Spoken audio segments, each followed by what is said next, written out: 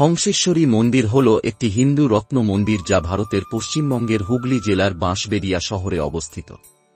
মন্দিরের প্রধান দেবতা হংসেশ্বরী, হিন্দু পুরাণে মা আদি পরাশক্তি জগজ্জননী দক্ষিণা কালীর একটি রূপ। 1799 সালের ডিসেম্বর মাসে রাজা নৃসিংহদেব রায় মহাশয় এই মন্দিরের ভিত্তিপ্রস্তর স্থাপন করেন। কিন্তু 1802 সালে দ্বিতীয় তলা নির্মাণ শেষ হওয়ার পর প্রতিষ্ঠাতা এই সুদূর বিখ্যাত মন্দিরটি অসম্পূর্ণ রেখে মারা যান। তাঁর দ্বিতীয় স্ত্রী রানী শঙ্করী 1814 সালে বাকি কাজটি সম্পন্ন করেন। মন্দিরটি তার অনন্য রত্ন স্থাপত্যের জন্য পরিচিত। বাঁশবেড়িয়া হল একটি শিল্প শহর যা ব্যান্ডেল এবং ত্রিবেণীর মধ্যে অবস্থিত।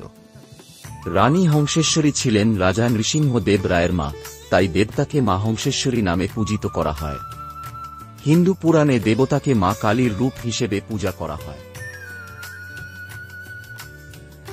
হংসেশ্বরী মাতাকে লইয়া মহাপুরুষজির আত্মহারা উন্মাদনা ভক্তের নিকট বাস্তবিকই উপভোগ্য ছিল।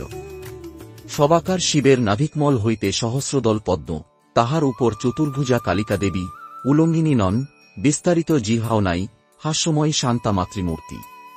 হুগলি জেলার বংশবাটির রাজবংশের ইনি কুল দেবী। মন্দির এখন জীর্ণ হইয়াছে, কিন্তু দেবী মূর্তি এখনও সুন্দর রহিয়াছে।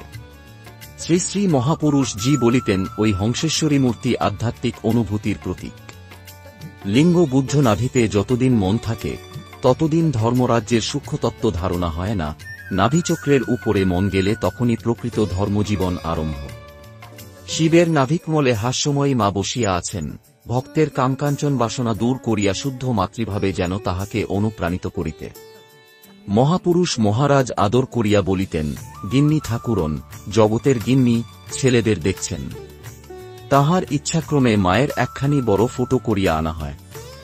উহা দেওয়ালে ঝুলানো ছিল, কিন্তু মাকে অতদূরে রাখিলে শিশুর চলে না, তাই দুইখানি ছোট আকারের ওই ফটো করাইয়া তাহার টেবিলের উপর রাখা হইয়াছিল। সকালে সাধুরা প্রণাম করিতে গেলে দেখিতে পাইতেন চেয়ারে তিনি বসিয়া, আর সেই ফটো একখানি দুই হাতে লইয়া একবার বুকে করিতেছেন, আবার মাথায় ঠেকাইতেছেন, আবার কখনো বা অপলকনেত্রে চাহিয়া প্রাণ ভরিয়া মাকে দেখিতেছেন। রাত্রে শয়ন করিতে যাইবার সময়েও সেবককে টেবিল হইতে ওই ফটো আনিয়া তাহার হাতে দিতে হইত। কয়েকবার বুকে মাথায় করিয়া তবে শিশুর নিদ্রা আসিত। প্রতি অমাবস্যায় বিবিধ দ্রব্যসম্ভার সহ সাধু ব্রহ্মচারীদের বংশবাটিতে পাঠাইতেন মায়ের পূজা দিতে। যতক্ষণ না তাহারা ফিরিয়া আসিতেন ততক্ষণ তাহার শান্তি নাই। বারবার সেবককে জিজ্ঞাসা করিতেছেন, আসার সময় কি হল। অবশেষে তাহারা যখন আসিলেন তখন খুঁটিনাটি সকল খবর জিজ্ঞাসা করিয়া প্রসাদী সিঁদুরের ফোঁটা লইতেছেন, আর মায়ের ছোট ফটোটি মাথায় ঠেকাইয়া বাষ্পরুদ্ধ কণ্ঠে বলিতেছেন, মা, মা জগদীশ্বরী, আমি তো তোমার কাছে যেতে পারছি না, তুমি তো সব দেখছ, সব জানো। সব ছেলের কল্যাণ করো, আমাদের সকলের মঙ্গল করো।